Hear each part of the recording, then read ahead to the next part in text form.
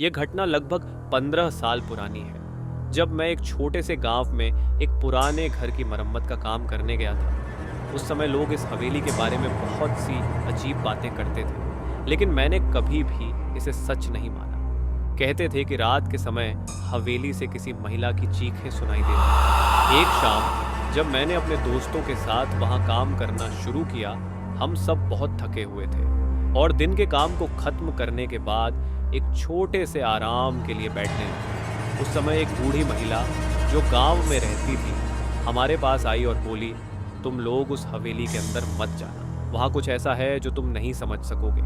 हमने उसे हल्के में लिया और उसी रात हवेली के अंदर जाने का फैसला किया। हवेली में घुसते ही एक अजीब सी ठंडक महसूस हुई। दरवाजे की चरमराहट और दीवारों से आती सीटी की आवाज़ें हमें और डराने लगी। एक कोने में पुरानी चिमनी जल रही थी जिसमें से एक हल्की रोशनी आ रही थी। हम अंदर और आगे बढ़े, लेकिन तभी हमें कुछ अजीब सी आवाज़ें सुनाई दी, जैसे किसी ने हमारी तरफ देखा। अचानक दीवारों पर एक महिला की परछाई दौड़ी और एक चीख सुनाई दी जो इतनी डरावनी थी कि हमें यकीन ही नहीं हुआ। मेरी धड़कन तेज हो गई और हम सभी बिना एक शब्द कहे तुरंत बाहर भाग गए। हवेली के बाहर आकर हम फिर से उस बूढ़ी महिला से मिले।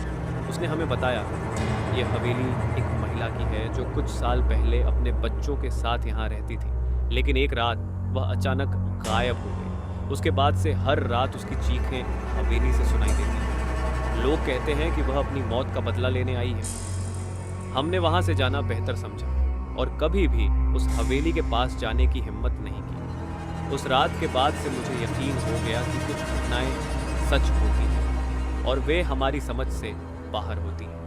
ये कहानी एक सच्ची घटना पर आधारित है जो उस समय मेरे साथ घटी। मुझे उम्मीद है कि आप इसे पढ़कर महसूस करेंगे कि कुछ चीज़ें सिर्फ एक कहानी नहीं बल्कि हकीकत होती है।